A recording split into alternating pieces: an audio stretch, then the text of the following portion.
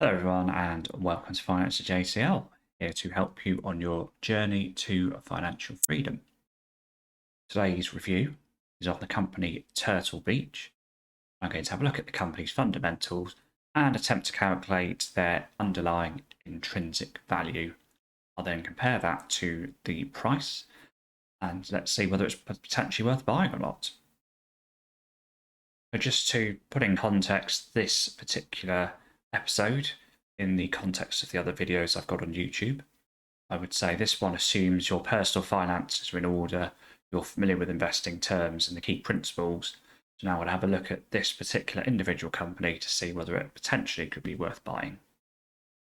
The assumptions underlying that are that, in particular, I must make sure that you take your own decisions and take professional advice if necessary. So this video is not investment advice. Obviously, a capital is at risk when investing. So on that basis, let's proceed.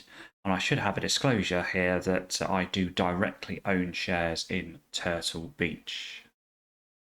Okay, so we're going to start off with looking at the revenue and earnings. So let's head over to Morningstar and see what we've got. So on Morningstar.com, and I've brought up Turtle Beach, which is the ticker symbol HEAR. Now let's have a look at the revenue over the last 2 years, and you can see here that between 2014 and 2017 it was relatively static, but it has just ticked up a bit into 2018, and the trailing 12 months has ticked up further to $329 million.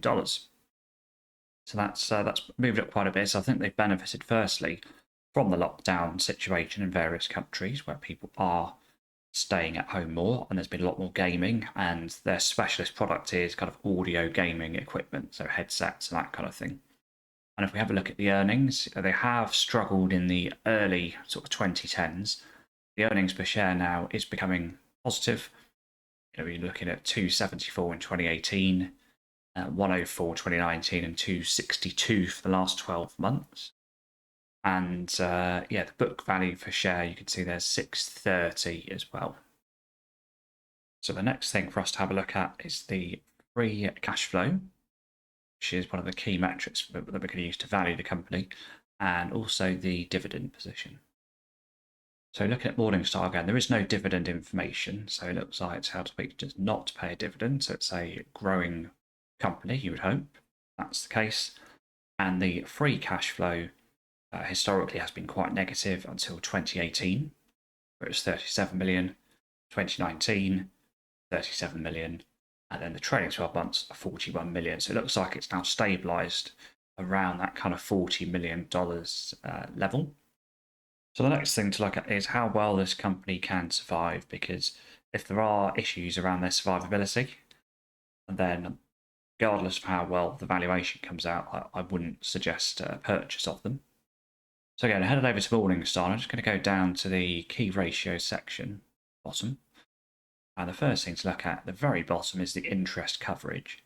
And that interest coverage has improved dramatically in the last couple of years. In fact, for the last 12 months, it's at 65.19.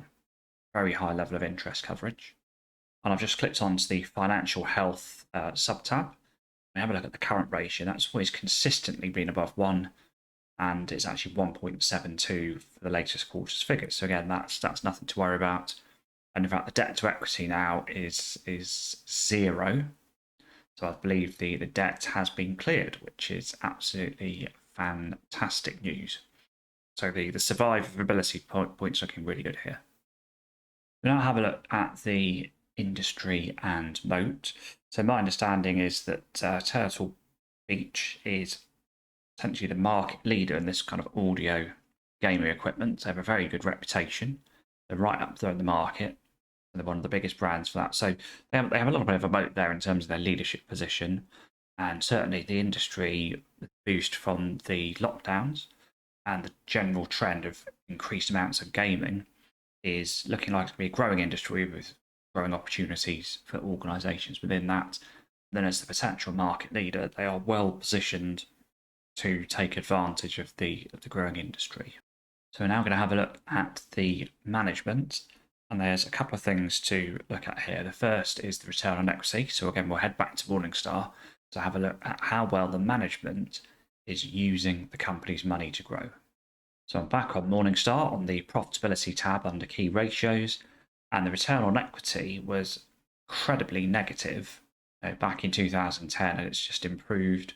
So 2018, 2019, and the last 12 months, it's been very high positive figure.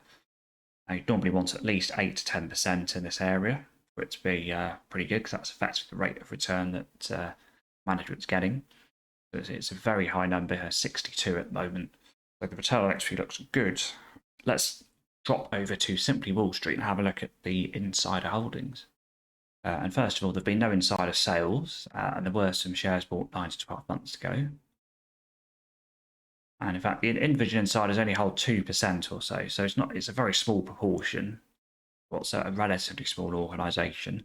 That's not to say that's automatically bad, but if that insider percentage was high, 10, 20, 30%, that's definitely good because the owners have skin in the game, and it's just an extra bit of incentive. Okay, next one is price and value. So let's actually have a look at the price, which is something we like to do later in the process, once we've established that the company might potentially be worth investing in. Right, we're on to Yahoo Finance now, and let's have a look at the chart. You see here the price is 25. If we look at perhaps the last 2 years, so the last 2 years, kind of pre-lockdown, we're looking at something in the region of 10 to 12.5. It sort of fluctuated in. It dropped all the way down to around about 5 during the worst part of when the pandemic started. Look at an absolute bargain there. We're now up to 25.23. So anyone who knew the company and bought in just under a year ago would have times 5 their money already. So potentially the good part of the run-up's been missed. But that doesn't mean to say just because something's at a 52-week high, you shouldn't buy it. A lot of people don't like to do that. If the valuation comes back and let's say it's worth $50 and its price is 25, it's still a buy, even if you have missed a bit of a run-up. Now the price to book ratio I don't think is relevant for this. Sure, the book value is way Morningstar way below the price. So it's priced at multiples of book value, and it's not the sort of organisation that you use book value for. The last thing to look at is the PE ratio. So yes, it's times 5 in price, but how does that then interact with the earnings? And looking at the Yahoo statistics page, you can see that the trailing PE ratio is actually only 10. So a company with a PE ratio of 10 is generally considered quite cheap. There's a lot higher PE ratios out there at the moment. The market is trading over 20.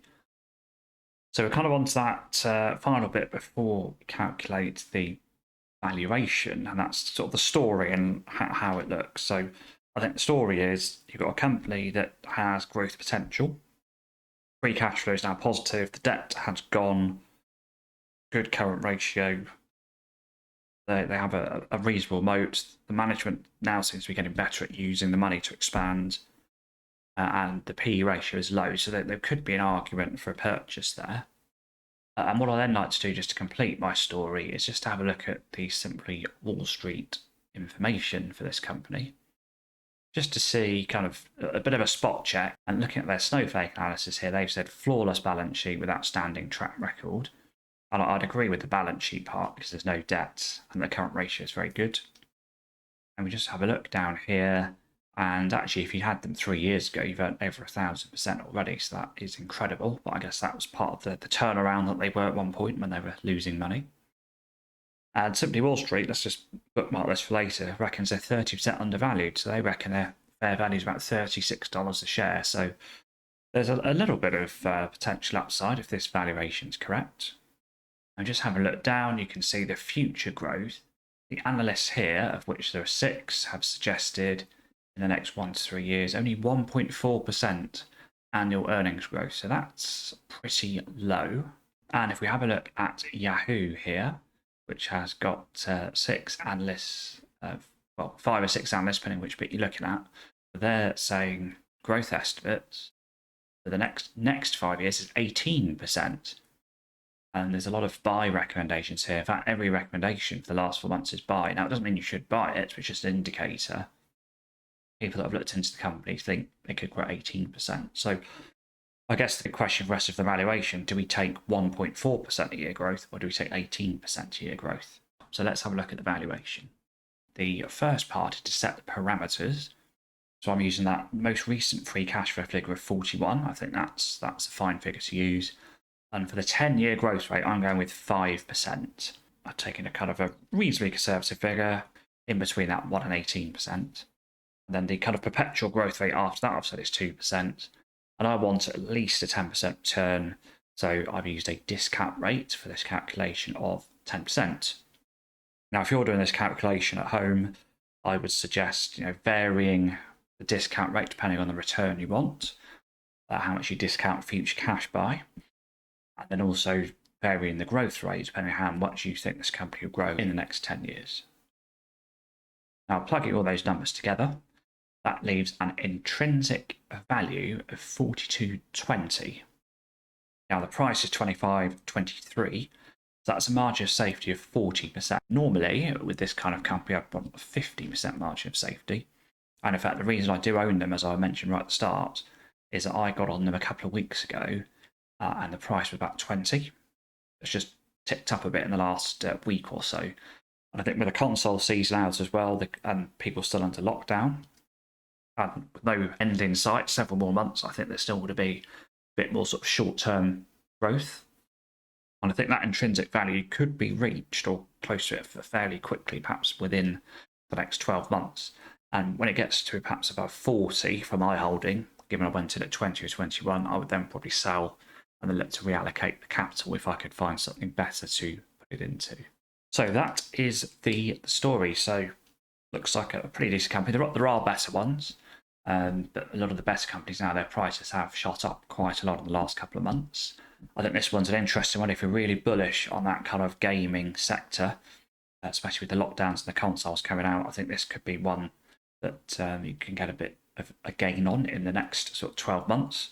As I said at the start, this isn't financial advice, so do your own research and recommendations.